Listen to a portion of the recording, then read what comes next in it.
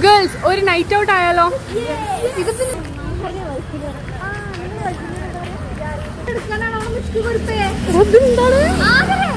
Camera ചെയ്യാ.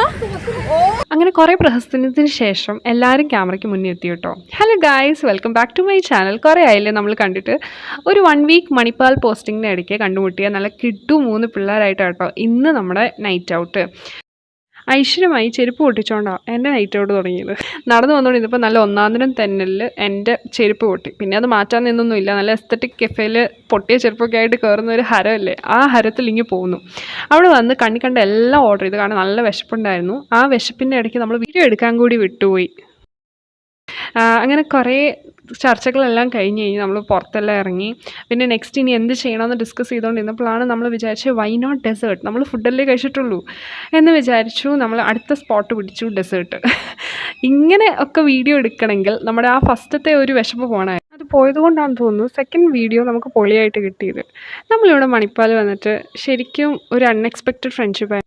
ഞാനും ഇവിടെ മണിപ്പാൽ വന്ന ടൈമിൽ ഒരിക്കലും വിചാരിച്ചില്ലായിരുന്നു ഇത്രയും കുറവ് സമയത്ത് വൈബ് സെറ്റാകുന്ന ഇങ്ങനത്തെ കുറച്ച് പേര് കിട്ടുമെന്ന്.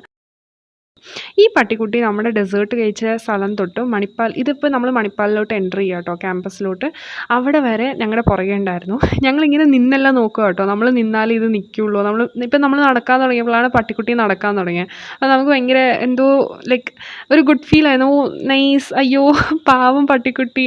വരെ നല്ല കൂളായിരുന്നു, പ്രശ്നമൊന്നുമില്ല. ഞങ്ങളുടെ മുന്നിൽ തന്നെ പട്ടി നടക്കുന്നു, ഞങ്ങൾ അതിൻ്റെ പുറകെ നടക്കുന്നു. ഇതിൻ്റെ സത്യാവസ്ഥ ഒന്നും അറിയുന്നില്ലായിരുന്നു.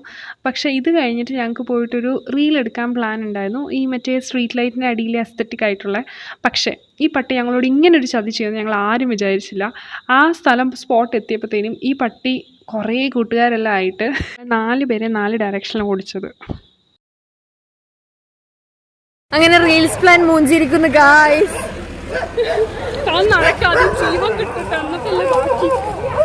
അങ്ങോട്ടല്ല ഇങ്ങോട്ട്. ജസ്റ്റ് നോട്ട്, എല്ലാവരും സേഫാണ്. അപ്പോൾ ഇന്നേക്ക് ഇത്രയേ ഉള്ളൂ. ഇനി അടുത്ത വീഡിയോ ആയിട്ട് കാണുന്നവരെ എല്ലാവർക്കും ബൈ.